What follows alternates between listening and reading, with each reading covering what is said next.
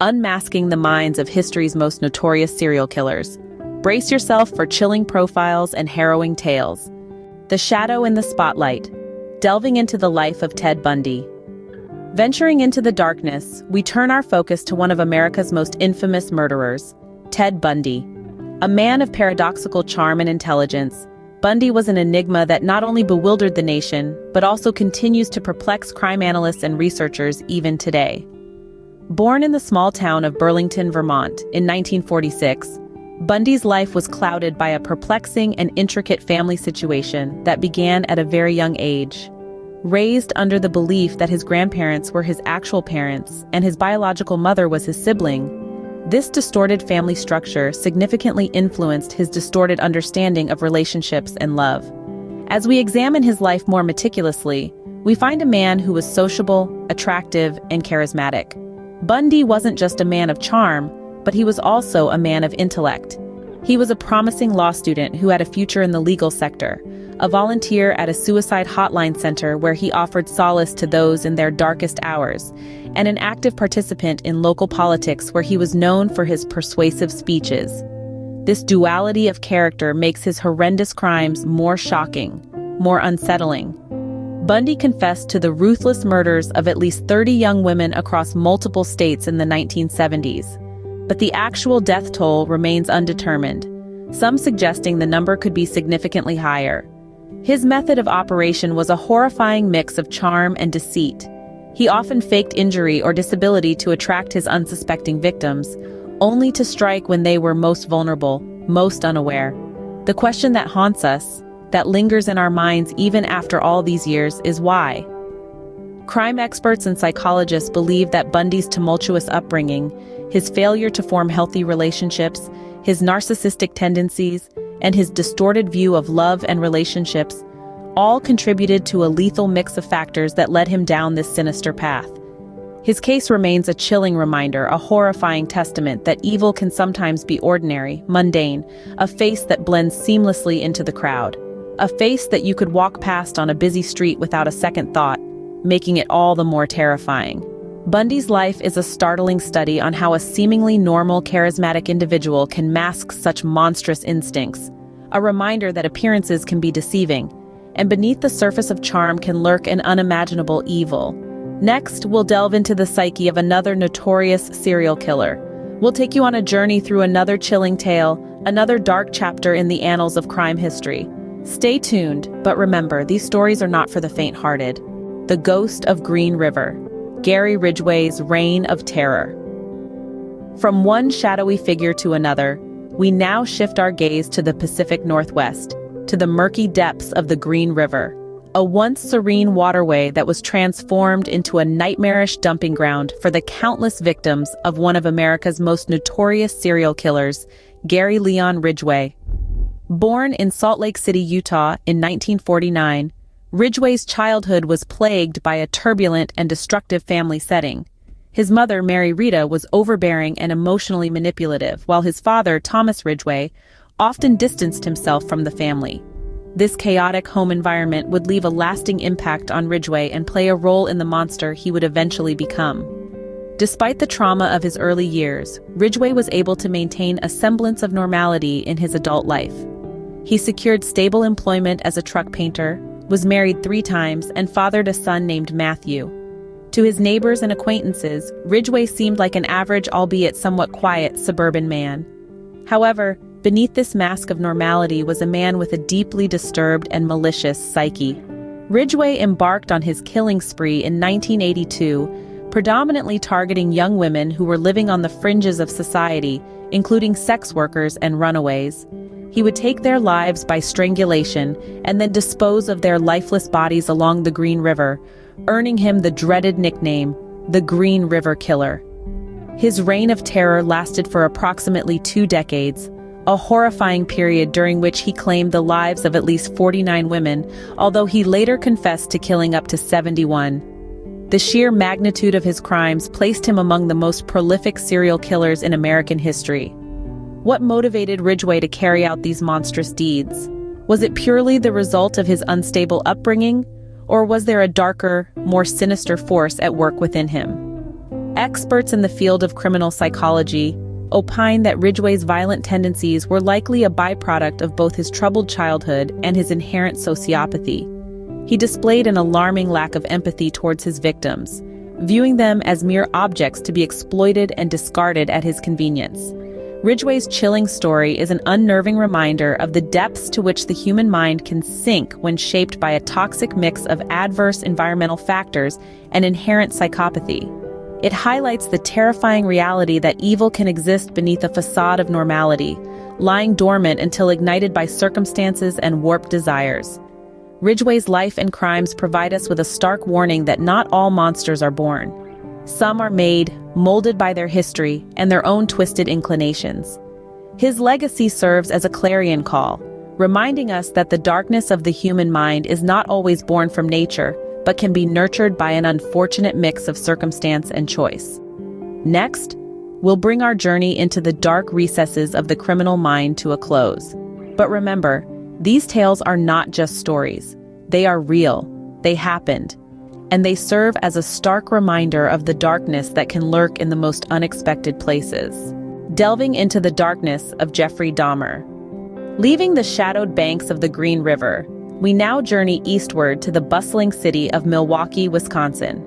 Home to a vibrant cultural scene, Milwaukee was also the setting for the chilling narrative of one of history's most infamous serial killers, Jeffrey Lionel Dahmer. Born in 1960, Dahmer's childhood was marked by loneliness and a burgeoning fascination with darker. His parents' unstable marriage and subsequent divorce only intensified his feelings of alienation, pushing him towards his disturbing obsessions. As Dahmer moved into adulthood, his unsettling interests transformed into acts of violence. His victims, predominantly young men and boys, were enticed to his apartment under deceptive circumstances. There they met a ghastly end, their lives snuffed out by a man whose existence was dominated by a monstrous craving for control. Dahmer's methods were horrifyingly specific. Not only did he murder his victims, but he also indulged in acts of necrophilia and cannibalism, driven by a twisted desire for total possession. His atrocious conduct earned him the grim nickname, the Milwaukee Cannibal. Over a period of 13 years, Dahmer was responsible for the deaths of 17 victims. His reign of terror reached its conclusion in 1991 when a would-be victim managed to escape and inform the authorities. But what led Dahmer to perpetrate horrific crimes? Was it innate evil, or was it a consequence of his troubled upbringing? Similar to Ridgway, experts theorize that Dahmer's violent tendencies may have resulted from a mix of both factors. His solitary childhood and adolescence, combined with his emerging psychopathy, created a deadly blend that culminated in his horrifying Dahmer's saga. Illustrates that monsters can lurk in plain sight, their seemingly regular facade hiding a terrifying darkness within. It emphasizes the significance of vigilance and awareness, of identifying the indicators of a disturbed mind before it plunges into the abyss of violence and depravity. As we draw our exploration of these infamous killers to a close, bear in mind that these narratives are not merely tales. They are factual accounts of the potential darkness hidden within the human psyche, a darkness that can be awakened by a blend of environmental factors and inherent psychopathy. Let Dahmer's story serve as a reminder of the importance of understanding and addressing psychological issues before they escalate into something far more sinister.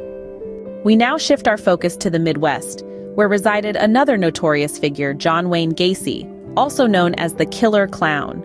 A seemingly harmless individual, Gacy was a well-known figure in his community, often seen adding charm to children's parties dressed as Pogo the Clown. Yet this innocuous appearance veiled a nightmarish reality. John Wayne Gacy was a testament to contradiction.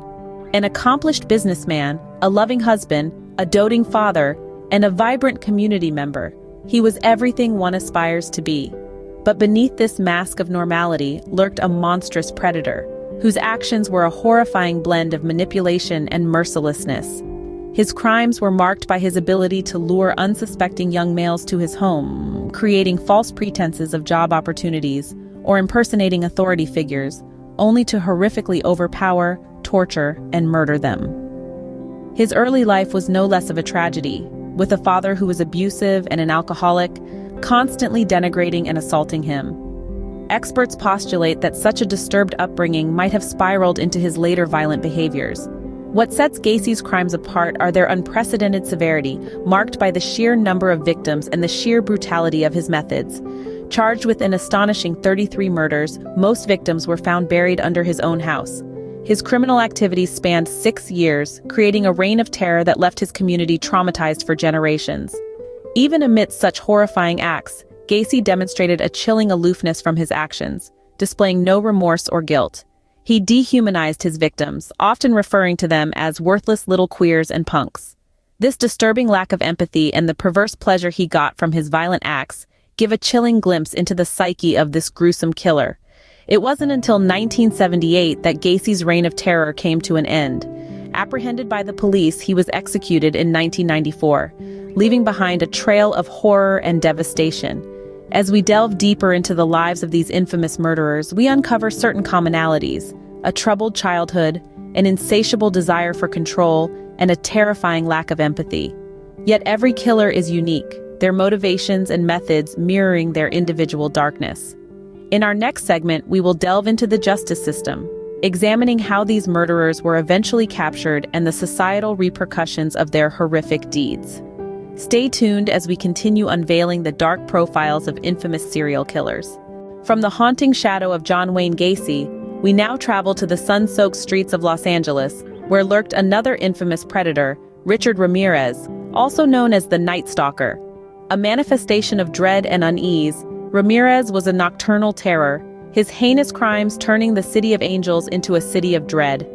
A drifter from Texas, Richard Ramirez's reign of terror spanned from April 1984 to August 1985, where he committed a spree of burglaries, assaults, and homicides, transforming tranquil neighborhoods into zones of fear. Ramirez's life was marred by violence and chaos from a young age.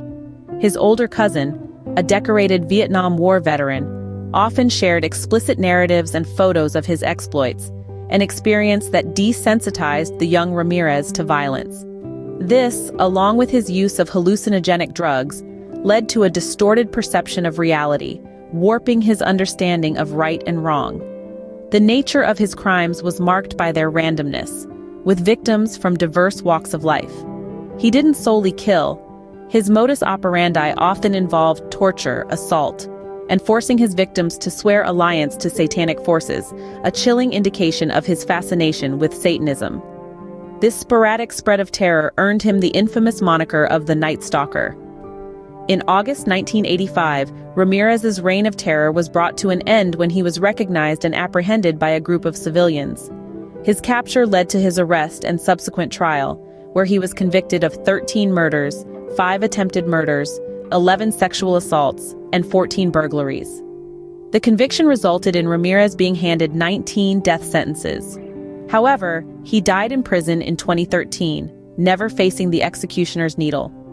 Richard Ramirez, the Night Stalker, left an indelible mark on American history with his chilling crimes.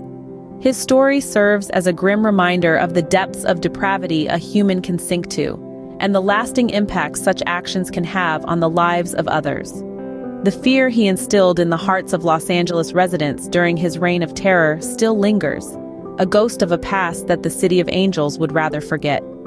As we delve deeper into the lives of these notorious criminals, we see a common thread of disturbed childhoods, escalating violence, and a terrifying lack of empathy. Each one is unique, their crimes a reflection of their distorted psyche, their actions a testament to the darkness lurking within humanity. In our upcoming episodes, we will investigate the process of their capture and the aftermath of their horrifying deeds. We will unravel the stories behind the headlines, shedding light on the investigation that led to their apprehension and the enduring impact of their actions on American society. Stay tuned and make sure to follow us. Let's continue to unveil the dark profiles of infamous serial killers. Leaving behind the chilling tale of Richard Ramirez, we now move to the peaceful suburbia of Wichita, Kansas, where another malevolent predator was hiding among ordinary citizens. Dennis Rader, notoriously known as the BTK Killer. Rader, a name that sends shivers down one's spine, is synonymous with the epitome of horror and brutality. Rader gave himself the moniker BTK, an acronym that stands for Bind, Torture, Kill. This three-word phrase encapsulates his disturbingly sadistic methods that a community into a state of fear for over a decade. Dennis Rader was not just an ordinary man. He was a family man with a wife and children, leading a seemingly normal life. He was a trusted church leader, respected and admired by his community. This made his criminal side even more jarring. He was the embodiment of the old saying, "the wolf in sheep's clothing," maintaining a facade of an upstanding citizen while harboring a dark secret. His double life was a horrifying paradox. Here was a man who could switch from a loving family man, a community leader, to a ruthless predator with a flick of a switch. The dichotomy was a terrifying testament to the human capacity for deception, making us question our perception of people and their true nature. Dennis Rader's reign of terror lasted for an extended period, from 1974 to 1991, during which he committed 10 heinous murders. His actions were characterized by an attention to detail that was downright unsettling. Rader would observe his victims, learning their routines, studying their habits, and identifying the perfect opportunity to strike when they least expected. His attacks were relentless. His victims bound and tortured before being mercilessly killed, their fear and terror serving as a perverse form of pleasure for this sadistic monster. Rader's insatiable desire for attention led him to engage in a dangerous game with the authorities, sending cryptic letters which detailed his crimes and hinted at future victims. His ominous letters would eventually become his downfall. In 2005, a digital trace on a floppy disk led the investigators right to his doorstep. Upon his arrest, Rader showed no remorse.